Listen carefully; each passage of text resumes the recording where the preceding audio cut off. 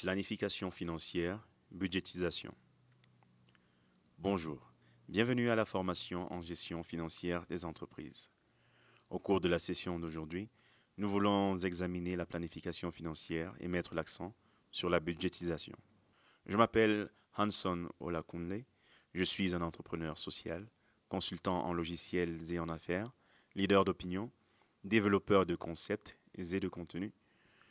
L'objectif de cette session est que les participants apprennent comment préparer des budgets et faire des plans financiers pour leur entreprise. Maintenant, le concept de cette session fait référence à cela. La gestion financière implique la planification, l'organisation et le contrôle des activités financières, ce qui implique l'établissement d'un budget pour définir les prévisions de revenus et de dépenses d'une entreprise. Examinons également l'objectif de la gestion financière. L'un des premiers objectifs de la gestion financière est 1. La prise de décision, c'est-à-dire prendre des décisions de gestion telles que les investissements financiers et les décisions en matière de dividendes. L'autre objectif de la gestion financière est 2. L'allocation des coûts, c'est-à-dire assurer une affectation efficace et durable des fonds pour parvenir à un consensus. Le dernier point, et non le moindre, de cette session est 3. L'investissement. Il s'agit de garantir la sécurité de l'investissement, de s'assurer que tous les investissements réalisés par l'entreprise sont sains et sécurisés à un coût réduit. Je voudrais maintenant faire une rapide évaluation. Pensez à votre processus d'entreprise actuel et examinez comment l'objectif de la gestion financière énuméré ci-dessus peut être utile à votre entreprise. Très bien. Cela étant fait, nous voulons maintenant examiner rapidement les outils financiers de base. Il est important de dire que le suivi des aspects financiers de la propriété d'une entreprise est souvent énorme, n'est-ce pas? Un entrepreneur doit s'occuper d'établir des factures à un client, puis d'enregistrer les dépenses et d'essayer de donner un sens à toutes les données. C'est ce qui explique l'idée de disposer d'une norme mondiale d'outils permettant de rendre ce travail plus rapide, même avec une plus grande efficacité. Maintenant, l'un des principaux outils d'entreprise qu'un entrepreneur doit prendre en considération, c'est la budgétisation. Il est essentiel de créer un budget réaliste pour une entreprise et il est très important de s'y tenir. L'entrepreneur doit élaborer un modèle de budget et toujours faire preuve de rigueur. Maintenant, regardons rapidement comment établir un budget mensuel.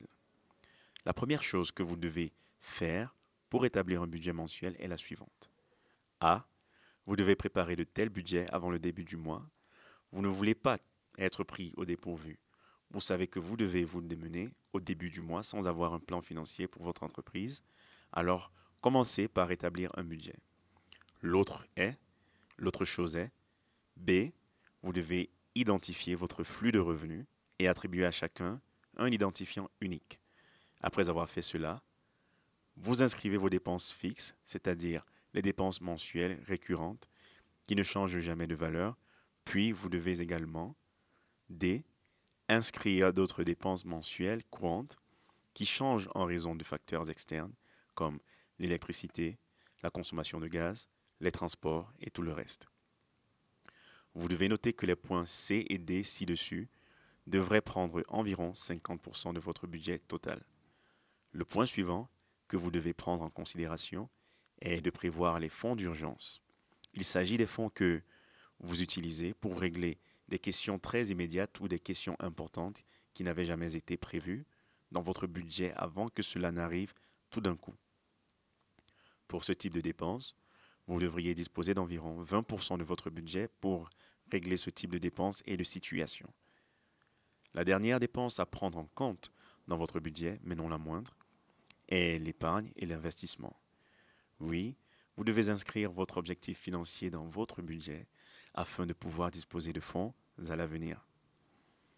Vous devriez avoir environ 30% de votre budget pour épargner et investir. Nous allons donc examiner rapidement un budget typique pour une petite entreprise. Nous allons examiner l'exemple du restaurant ABC. Comme nous l'avons mentionné dans la diapositive précédente, vous devez d'abord identifier votre flux de revenus. C'est votre revenu.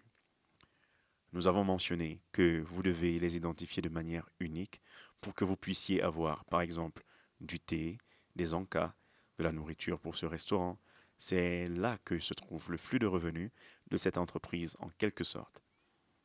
Et puis l'autre point important à noter, ce sont les dépenses fixes pour le mois. Donc, vous voyez, des dépenses fixes ici, le loyer, le salaire. Vous savez, ces choses-là ne changent pas. Elles ne changent pas par mois. La seule raison pour laquelle le salaire changerait par mois, c'est que vous avez une nouvelle recrue à ce moment-là, et puis le mois suivant, ça devient toujours